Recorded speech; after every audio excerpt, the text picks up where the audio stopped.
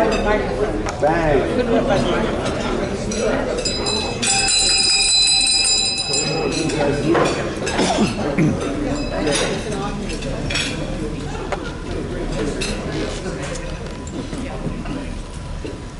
afternoon. It's great to see all these early faces. Appreciate that. We will start with the Pledge of Allegiance. Pledge allegiance to the flag of the United States of America, and to the republic for which it stands, one nation under God, indivisible, with liberty and justice for all. So, do we have guests today? No. Okay, so we don't have to introduce guests today. I wanted to call to your attention that we are in a new month, and our October charity is the TPAC, Topeka Daycare Center, funding for preschoolers from the Topeka Daycare Center at TPAC in Playhouse Theater, and we will learn more about it later in the month. And hopefully, while you're donating blood, you'll learn about it and you'll even get a little entertainment. Okay, first of all, many of you were able to be at Linda's retirement party, and it was a great success. And she has sent us a lovely thank you card, which on the front of it says, "It's obvious that what you did came from the heart. I hope you know this thank you does too." And she has a special note that says, "To all my friends in Rotary, thank you so much for the gift certificates to Topeka Civic Theater and TPAC. I was blown away with the generosity of everyone, and all the cards were wonderful too. I will be gone for a few weeks for knee surgery, but I will be back appearing at a table near you." In Rotary, Linda. I believe she has surgery next week on her knee. Wanted to remind you that on October 5th is a breast cancer run, and it's not too late for you to sign up to volunteer. To go to our website, topekarotary.org, and you can still sign up. You cannot use the excuse that I don't have a Rotary t-shirt, because we have them out at the table for you. So please give that some thought. They're still needing a lot of volunteers. Tomorrow closes the applications for our administrative assistant position, and if you're interested, or if you know of someone who would be interested, it's not too late for them to apply. They can just send their request to my email and we'll get it hooked up. Thank you for that. Then we have lots of congratulations. I don't see Greg Allen here. Now that he's retired, he's not getting to the meetings. What can I say? He did retire at the end of September. And Nicole Revenall isn't here either. Oh, right there in front of me. So congratulations on your new law firm, Ivana-Gray. Don't tell Pedro I mispronounced it. Turner and Revenall. So we're excited for you. Congratulations.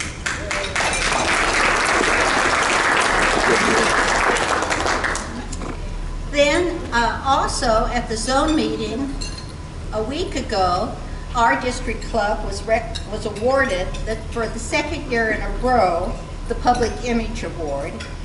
And the whole campaign is "Where in the World is the District Governor?" and all its related media campaign. So big congratulatory things for Gene Williams and for Blanche Parks.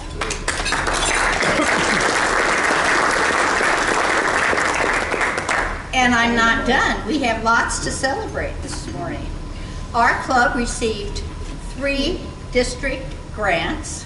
So every grant request we submitted, we got. Now that's not true of all the clubs, so we should be very proud of it. We received We received $6,450 plus match, covered in coats and soulmates for USD 501, and Cody Frederickson and Larry Garansky head up those two projects, as well as they do the shoes and coats for the College Prep Academy and Pine Ridge Prep, and that was for $1,557. And then we also received $2,000 for Francine Hines scholarships for this year, and that will be for 2 scholarships. A special thank you to Edie Sneedon, who made sure that we got our reports in time, that we submitted our cost reports in time, and that we submitted our grant applications in time. So thank you, Edie. I wanted to remind you that next week, October 10th, we will not have a noon meeting. However, we have a very special social plan, and that is the Spooky Social. It's at the Topeka Cemetery, which is just a little south of 10th in California, from 5:30 to 7:30. There will be socializing and refreshments and at the visitor center there. And I hope we get to hear a little bit of the history about the grave sites there, because there are a number of Topeka historical figures that are buried there. So that program will start at 6 p.m. So Allison Marker and her team have done a good job of arranging that, scheduling something a little unique. So I encourage all of you to attend if at all possible. You will need to register ahead of time. That would be preferable. So if you want a drink or you want a snack, register. Okay. Then on October 17th, 2 weeks from now, we are having our blood drive and meeting at TCAL. So for the remainder of October, we are not meeting here. So pay attention to where the meetings are.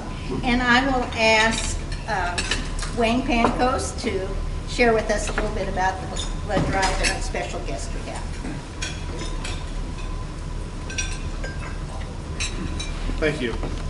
Yeah, they always have the old adage you hear, getting blood from a turnip, and how hard that is. Well, I'm trying to do something much harder. That's getting blood from a Rotarian. So, on the 17th, as mentioned by our president, we have a blood drive that's going to take place before, during, and after the Rotary Club meeting that's going to be at TCAL. So I ask you, there should have been an email that went out to you possibly today. I know I signed up on it, on there, and got my time slot scheduled, so I ask you to join me in doing that.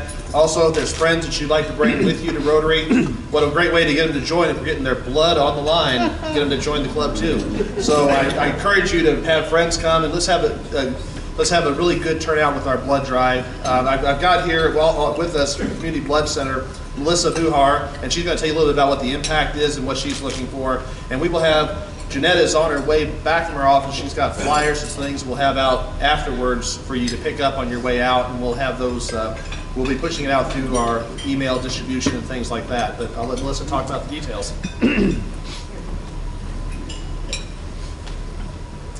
Hello, good morning. My name is Melissa Buhar. Sorry, I'm short.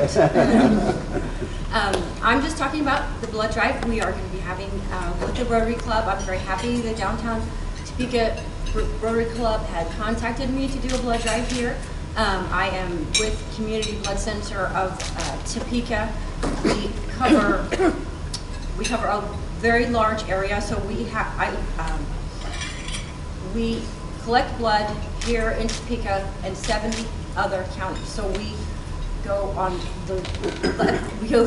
we're both in Kansas and Missouri. We serve about 65 hospitals.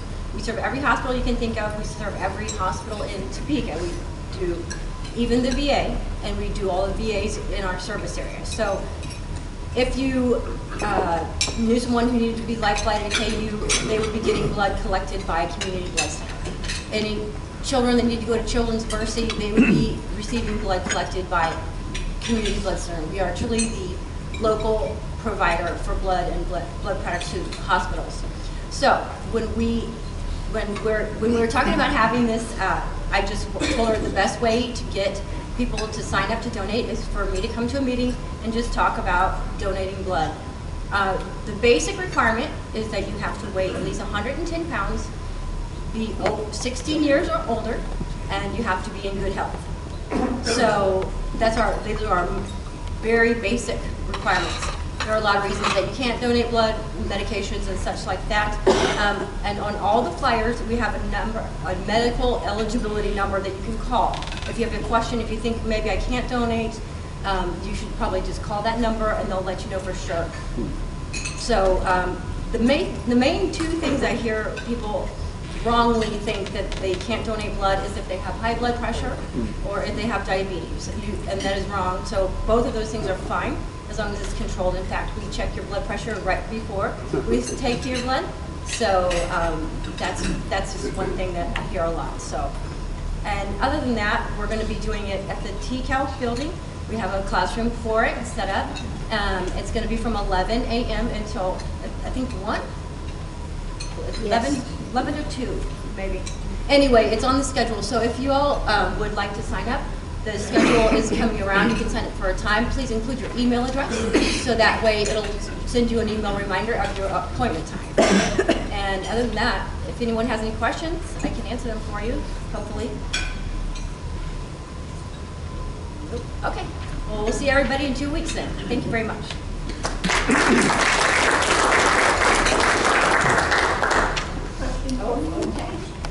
She wanted to get away from us a little bit fast. So, Melissa, what is the need for this blood?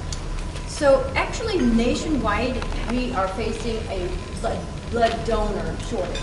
It's not just here, but it's everywhere. The population is kind of aging out, and so we're trying really hard to get millennials and younger. You know, we do go to high schools, but then sometimes those donors drop off once they go to college and they don't keep donating.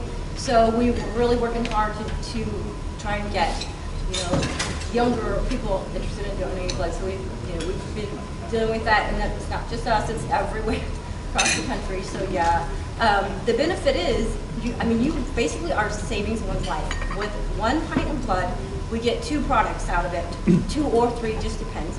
But we get red cells and we get plasma and platelets. So these are all 3 different blood products that are used for 3 different things for hospital patients needing different types of therapy.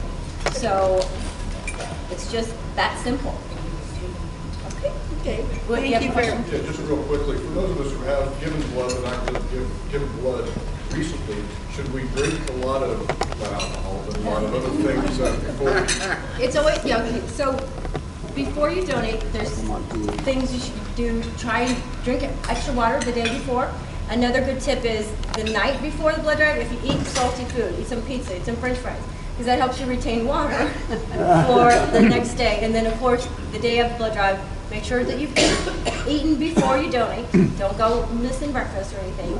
And then just kind of extra hydrate a little. It just makes it go smoother. So, yep. Thank you.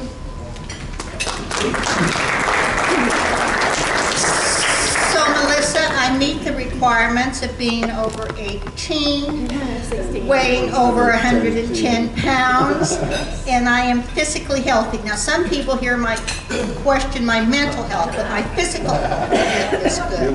And now that I'm told I should eat pizza the night before, he got me. I'm signing up. Okay, now we will have Herth Kaufman introduce our guest speaker.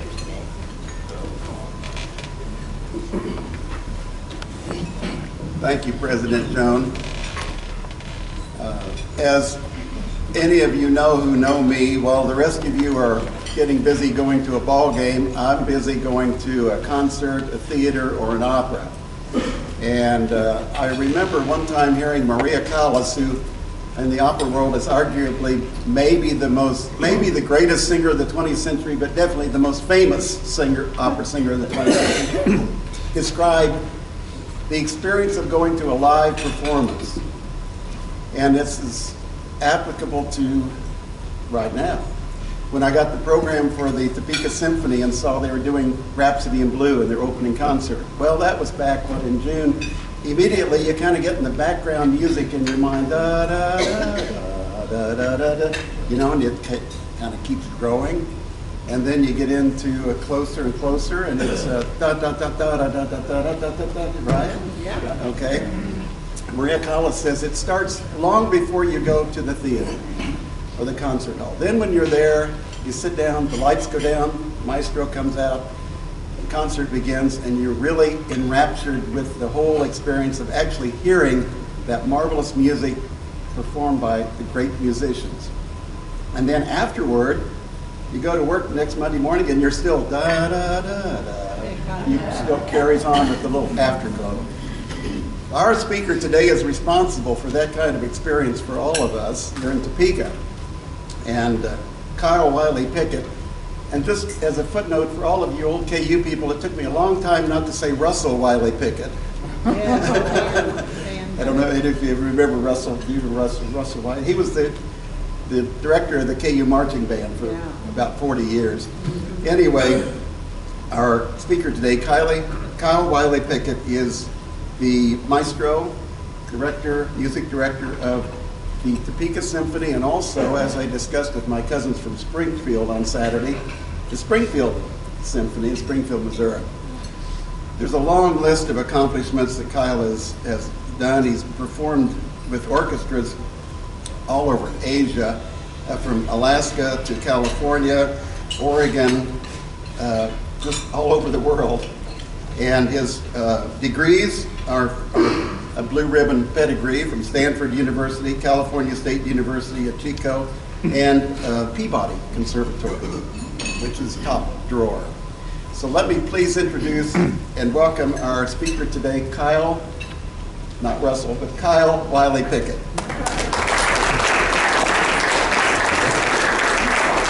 Thank you very much, Hurst, and thank you all for welcoming me today. I'm really happy to be speaking to the Downtown Rotary Club. I am also a fellow Rotarian. I didn't get introduced that way, but I'm missing a meeting, so I've got my card so I get my credit. I'm actually also going to be at the South Rotary tomorrow morning at 7:30, so I'll get 2 credits for this week. But I'm very happy to be here talking to you. It's been a while. I spoke to you in my first year when I was just selected as music director for the Topeka Symphony, and now I'm beginning my 7th year as music director for the Topeka Symphony. So it's flown by quickly. But I've just loved every year, every month, every minute of my work with the Topeka Symphony and in this wonderful city.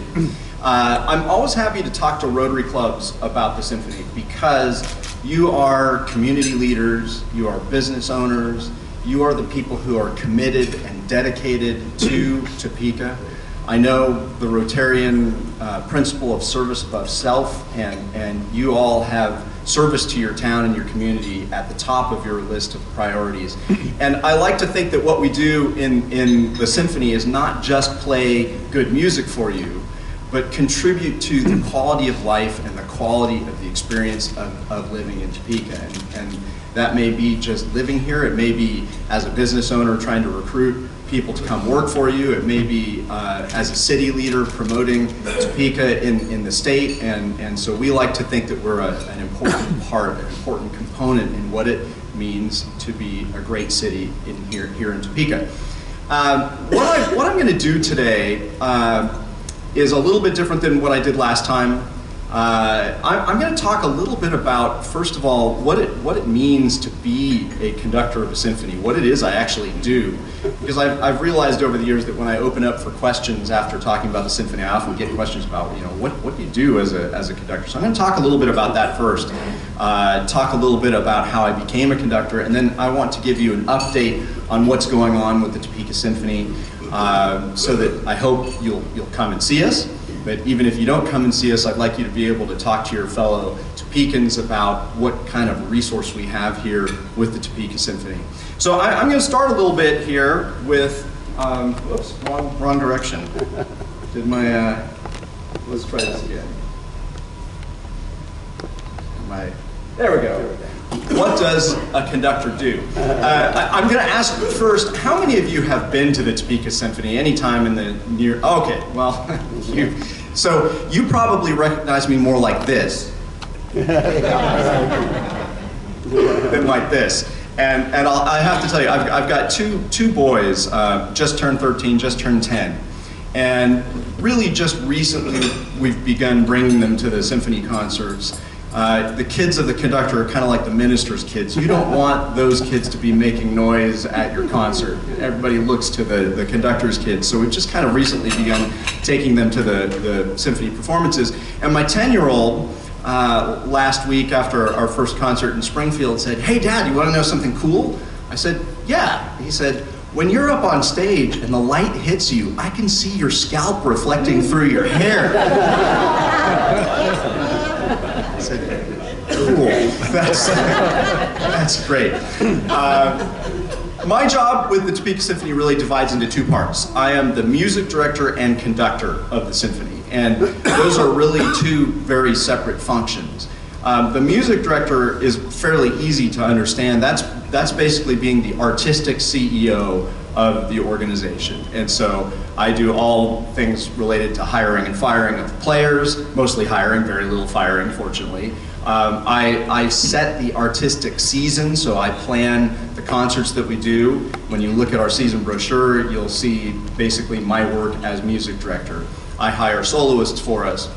I work on things just as mundane as how do we set up the orchestra on the stage, and then I do an awful lot of what you see right now, which is speaking to groups about the symphony, and then an awful lot of fundraising as well. So that's the music director, the artistic CEO part of it. The conductor part is the part that everybody wants to do when they decide to be a conductor, and that's the music making part of it.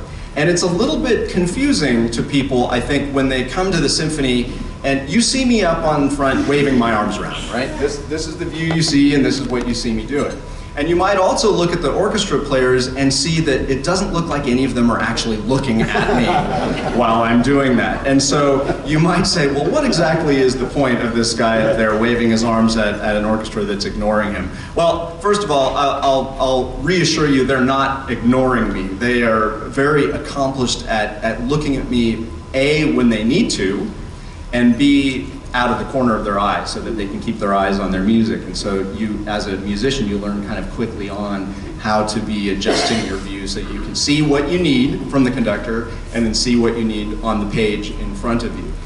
But what is it that we do? It's an odd job. It's an odd musician job to be the conductor, because first of all, I'm the guy who gets to take the applause for all of those players who are out there on the stage working really, really hard. So I get to come out and everybody applauds for me and I take a big bow, and at the end we finish and everybody's worked really hard for a couple hours and I get to take the applause for that as well. And the irony is I'm the one guy on stage who doesn't make any sound in the entire performance. I'm not playing any notes, I'm not singing, I'm just waving my arms at that orchestra.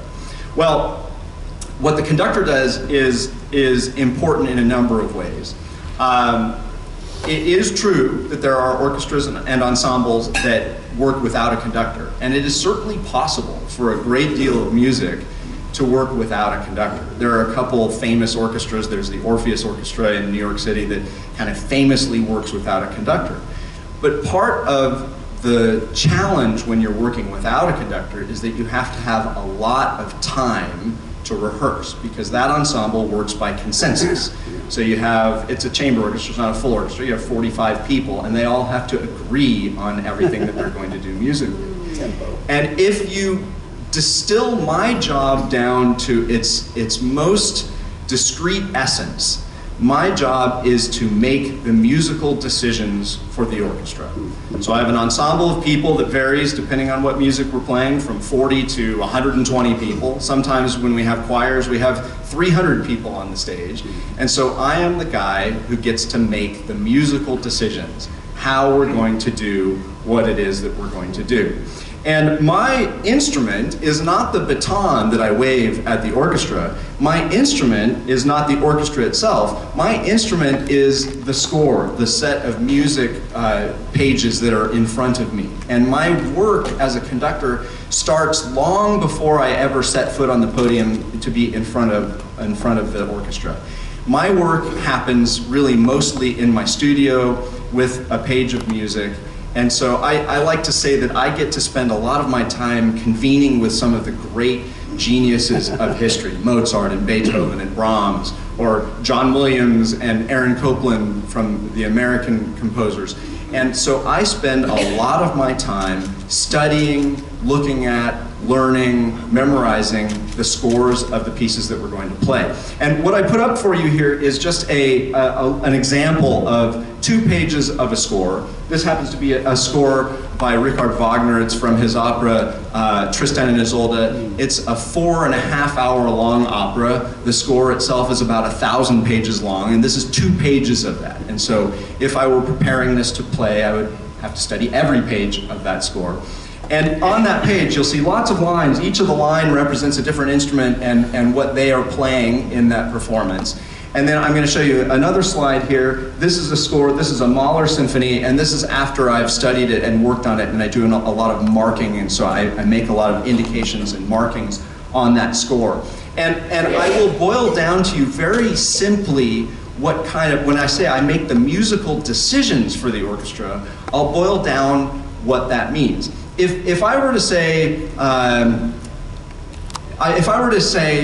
do you all know Beethoven's Fifth Symphony? You probably would. You would definitely know it if I sang ba ba ba ba, ba ba ba ba. Right? We all know those notes. It's kind of the most famous 8 notes in music. Even kindergartners know those first 8 notes of Beethoven's symphony. Well, if you were to pull up recordings of Beethoven's Fifth Symphony, go on Spotify this afternoon, and you would find dozens, literally dozens. I think I have about 25 different recordings of Beethoven's Fifth Symphony in my collection. Every one of those 25 recordings would be different. They would all sound different. But every one of those 25 recordings of Beethoven's Fifth Symphony uses the same page with the same notes on it. And so you might say, well, how is it that these 25 different performances are different based on the same music? And that's where the decision-making process comes in. These composers have developed a written language to describe music. And so the notes, the black dots on the lines on the page, are effectively a written language, very much like learning Italian or Spanish, or actually probably sign language is a better analog to the notation that music has. But it's inherently imperfect because we are trying to put down on the page something that we hear across time. And so when I look at a score, we divide what the composer has done into facts and instructions. And the facts are real easy. An oboe plays a B, that's a fact. There's nothing I can do as a conductor that will change that. There's nothing I can do to make that happen. They have to take responsibility for doing that. The violins play the melody line, that's a fact. That's all written down there. But the instructions are the things that are more intangible, and that's where the decision-making process comes in. And so, some of the instructions at the very simplest level are loud and soft. So I'm going to put a question out to you. How loud is loud? It's not a rhetorical question. It's an actual problem that I have to solve on a regular basis. I just said a double F. A double F. Well, that's a good description. Double F means fortissimo, which means really loud. So how loud is really loud? Is it 110 decibels? No. Is it 107 decibels? Well, the answer, it's going to sound flippant, but it's really true, is loud is louder than soft. And soft is softer than loud. And so I have to make a decision about exactly how that's going to be. And that decision is going to be different depending on the context. If I were a trumpet player and I played a note for you right here, a loud note would be a lot louder than if I were a harpist or a flute player and I played a loud note for you right here. And so in the context of the orchestra, I've got to make all those decisions. I'm going to give you another one, and I think you're going to be able to get this. Fast and slow. How fast is fast? Well, that's a tricky one, because actually composers do sometimes notate down the number of beats per minute, and so we have a way to look at that. But the truth is, the real answer is fast is faster than slow. So that's why sometimes you can listen to a recording of Beethoven's Fifth Symphony and it goes ba ba ba ba, bum bum bum bum, and sometimes it goes ba ba ba ba, ba ba ba ba, because different conductors have made different decisions about how fast fast is and how slow slow is. So that's sort of the nuts and bolts. And then when I'm with the orchestra, the vast majority of the music making work happens in the rehearsals, not in the performance. And so when you see us perform and you see me waving my arms, usually what I'm really doing is reminding the orchestra of what we've already worked out in the rehearsal process. So we have many, many more hours together as in rehearsal than we do in performance. And so that is kind of the essence of what it means to be a conductor. And so I want to mention just kind of quickly how I became a conductor. It's a fairly long story, but I'm going to boil it down to a couple points. One is when I was in 4th grade in California, we were able to choose instruments. And at the time that I was in school, strings had been really gutted because of some budget cuts to the school system. And we still had bands. And of course, the football programs had all been cut first, and then they went after music. Oh no, it didn't go that way. The football programs were all fine, and they needed marching bands, and so we continued to have instrumental music in wind instruments. And so I chose the flute, because my grandfather had played the flute. And so I played it in elementary school, I played it in junior high, and then when I got to high school, I was a 14-year-old boy, freshman, who played flute on the football field during halftime shows for the football games. And let me tell you, if you want to achieve instant popularity, playing flute on the football field is not really the way to do it. In fact, I like to say that the definition of futility is playing flute on a football field, because nobody can hear you, and when the wind blows at you, you can't even make a sound. And so I realized pretty quickly that what I wanted to do was lead the band, and I became the drum major. And so I was involved in our marching band program as the drum major. That was really my first taste of conducting. When I went off to college, I wasn't positive that I wanted to go into music, but I wanted to study at a school that had a strong program in music. I actually studied political science and music. I thought I might go into politics, but as it turns out, political science and music are a good combination for someone who's going to conduct. Because really, political science is the study of how people behave and how to get people to do things together at the same time, and that's what you really do as a conductor. It just happens to be in the musical realm rather than in the political sphere, something I'm grateful for these days. But I happened to study with a wonderful flute teacher. I continued my study of flute. I didn't give up the flute. And I worked with a woman named Frances Blaisdell. And I won't tell you a lot about her except that she was the first woman to go to the Juilliard School. She was quite elderly by the time I studied with her. She passed away a few years ago. She was 96 years old, still teaching. And more significantly that, she was the first woman to play in the New York Philharmonic. It's hard to imagine that there was a time not that long ago when the major American orchestras did not accept women as members. Her husband, Alexander Williams, was the principal clarinetist of the New York Philharmonic. And I am going to just tell you this. His audition to get in the Philharmonic went like this. You auditioned before the other men who were the principals of your section. If they liked you, they invited you to sit in with the band, and you played a couple concerts with them. And then if they really liked you, they invited you to play poker with them. And if you lost enough money, you got the job. That is a true story, no exaggeration. He got the job when he was 17 years old. Frances, on the other hand, couldn't get an audition because women were not allowed to play in the Philharmonic. And one of the things I learned from her was how important it was to dedicate yourself fully to anything that you do as a musician. And so she played in the pits of Broadway shows. She played for Rodgers and Hammerstein. She played in the pit for South Pacific. She played with Phil Spitalny's all-girl vaudeville orchestra, traveled around the country. She accompanied Metropolitan Opera singers when they were doing recitals. And then eventually, in 1965, Leonard Bernstein broke down that prohibition against women being in orchestras and started a system where auditions happened behind a screen. They were called blind auditions. It's still what we do. It's what we do right here in Topeka every time we have auditions. And immediately, half the people winning auditions for orchestras were women. And so Frances was the first one in. I learned an awful lot from her, and that really propelled me on my way. So that's the thumbnail sketch of how I became a conductor and what it is a conductor does. And so I want to show you, talk a little bit about what's going on with the Topeka Symphony here. And I'm going to give you a few things, a few facts that I want you to know so that you can share these facts with people. Topeka Symphony is Topeka's professional orchestra. We are a fully paid orchestra. Every member of the orchestra is paid. Now, they don't make their living playing with the Topeka Symphony. It's not like being in the New York Philharmonic where it's a full-time job. But everybody is paid to play. We are called a regional orchestra or a professional per service orchestra, which means every time I call the orchestra to the stage, whether it's a rehearsal or a kids concert or performance, they are paid their per service fee. We are in our 74th season that kicks off on Saturday night. We are in a lot of planning for the 75th season. So every now and then I run into someone who says, I didn't know that Topeka had a symphony. And I said, well, we're in year 74 here. So we have a long history here in Topeka. Our annual budget's around $600,000 a year. We have an endowment of about $1.4 million. It's something that we're working on expanding. Stan Teeter is in charge of our endowment trustees. We're looking to build that to sustain the future of the orchestra. And our orchestra is made up of about 50-50 in-town, out-of-town players. So about 50% are right here from Topeka, and then the other 50% are from close by. I mean, really from Manhattan to Emporia to Kansas City.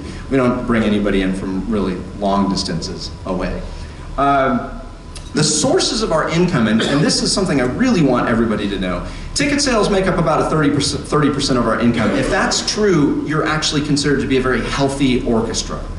And so that is a healthy figure. And people say, well, why can't you just make all of your money on the ticket sales? And the answer is, no orchestra in the history of the world has made all of their money on ticket sales. If you go back to early orchestras, they were funded by the church or the king.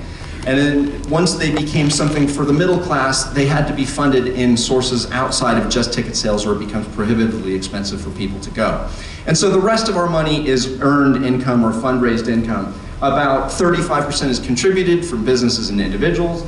About 10% is endowment earnings. About 15% is fundraising. I know that only adds up to 90. The other 10 is kind of miscellaneous income that feeds us.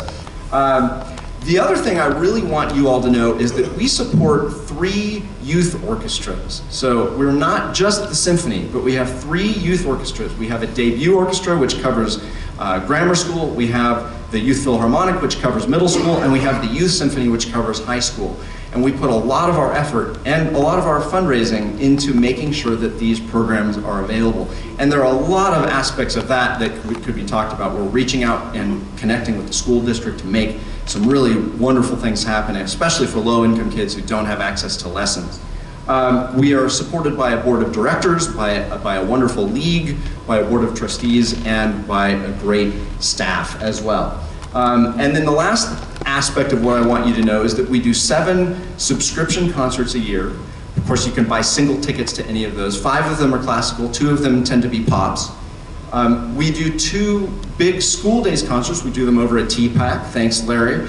And we bring in thousands of kids. I think we usually reach 4,000 to 5,000 kids every year, and a lot of them, that's their first and only chance to hear an orchestra perform live. And then just last year, we started a free Spooky Symphony family concert, again, thanks Larry, in conjunction with TPAC. That's happening later this month, and kids come in costume, and families come, and it's a chance for them to hear the orchestra. So let me tell you a couple of the things that are really exciting that are coming up. We open this weekend on Saturday night. Our season is called American Playlist this year, and we are a romantic symphony orchestra, which means that most of our repertoire comes from Central Europe, Germany, France, Spain, Russia, and we've done lots of that, and we will continue to do lots of that. But this year I wanted to really explore what America's contribution has been to the symphonic repertoire. And so we're starting on Saturday night with a performance of Rhapsody in Blue. And of course, I'm bringing a wonderful pianist who happens to be Russian. It seems funny to bring a Russian in to play Gershwin, but he does a magnificent job.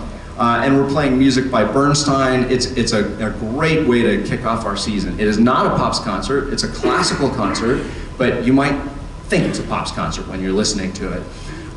We have our Spooky Symphony concert coming up at the end of the month on the 29th. And if you have kids, grandkids, family members, friends that might be interested in that, help us spread the word, and they can go. It's a short concert, it's about an hour long. It's just geared for kids. It's fun, familiar music. They can wear their costume. We do a big costume parade, and that's at TPAC. I won't necessarily highlight every concert we do. We have a wonderful Christmas concert every year. We're focusing on the American additions to the Christmas Carol repertoire this year. A concert that I'm especially excited about is the one that we're doing in February. We are bringing an amazingly talented young violinist in. She's just on a skyrocketing career right now. And she happens to be from Kentucky, and so in addition to being a spectacular classical player, she grew up playing bluegrass. And the American composer Michael Torkey has just written a brand new concerto, a solo piece for her to play with orchestra that is a bluegrass concerto. And we are one of the contributing commissioning orchestras. So we paid into a fund where a group of orchestras commissioned the composer to write this piece. So we are among the first orchestras that will ever play this piece, and we're one of the first communities who will get to hear it, and she is just spectacular. It is really one worth going to. On that same program, we're doing a piece by Dave and Chris Brubeck called Ansel Adams America, where we will be showing slides and images that Ansel Adams took, and then Dave and Chris Brubeck wrote a score to go along with that, and that's a pretty exciting thing as well. Yeah, it's going to be great. So, I know my time is waning. Do I have time to see if anybody has a quick question? Sure. Okay, does anybody have any question for me? Yes, Larry. What costume are you wearing at the Spooky Kitchen? I'm not going to tell you what costume, because there is a surprise that goes along with that, and I'll only hint at it to say, if you know Aaron Copland's hoedown, it goes bum, ba-da-dum, ba-da-dum, and it was used for beef. It's what for dinner. That's your hint. Any other questions? Yes, first. I know the librarian for the symphony has a lot of headaches. Are any symphonies going to the iPad electronic scores? Yeah, you know, a lot of musicians are actually going to using iPads instead of paper music, but it tends to be in small groups like string quartets, where the four of them will use iPads and then they use foot pedals to turn the pages. As of now, I don't know of any full orchestras that are doing that, largely just because of the investment of trying to get 100 iPad Pros and then digitizing everything. So right now, we still play on paper. Yeah, just like they did 300 years ago. Yeah, someday. Any other questions? I have a question. Yes. So did you become more popular when you were the drum major rather than the flute player? It didn't seem to make much difference, actually. I'm still in the marching band. No, actually, our marching band program was in some years much more successful than our football program was. So, it went well. It prepped me for what I do now. Yes? I wonder how many former band members we have in Yeah, how many people in here were in a band or orchestra? Yeah, a lot of people. Fantastic. Well, thank you for letting me talk to you about the symphony. I hope you'll come out. We brought 3 pairs of tickets. Are you going to talk about that? Okay. We brought 3 pairs of tickets that are good for any of our concerts on the year. And I think you're going to auction them off? Okay. So, I would tell them what it goes for. and those are, it's a pair of tickets to any of the concerts of the year, of the season. But it goes Proceeds for go to polio. And that's the proceeds of the auction. I'll let you. Well, now I'm not needed because you got it done. If you've never stood in front of a conductor with the back turned, you can't see what they're doing. But at the Kansas State Men's Glee Club, the director would be doing things like basses, crescendo, right? So he's pointing out, and very often he would point right at me as a second tenor and go.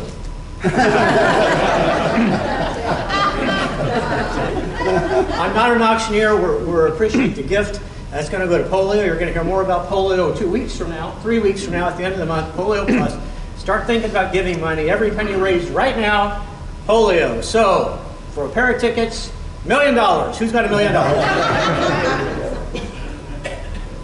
25. $25. All right. How about 50 for a pair of tickets? 50. $50. How about 75, 75, 75. 75, 100 $100 for a pair of tickets. 150. 150, Kurt Johnson, thank you. 150. Anybody else? 175. 175. And 200. Three pair of tickets. You get one pair. We have three to auction off. 3 sets. 3 sets. Okay. So we're almost all right. So 175. Anybody else? 175. 200. Beat that. 200 going once. I'll match it. 200 going. All right. We got a pair of tickets. 1, 2. We got 3 tickets gone. Unless somebody give your money to Deb Ricks, and she'll coordinate your gifting. Thank you, Kyle, very, very much. Thank you.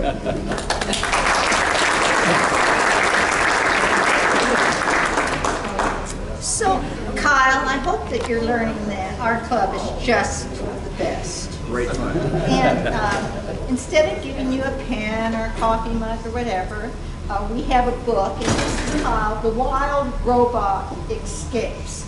Now, I don't know if it has anything to do with your history or not, but we do ask you to sign it, and it will go to a school in support of that. Okay. No new meeting next Tuesday. Thursday, thank you.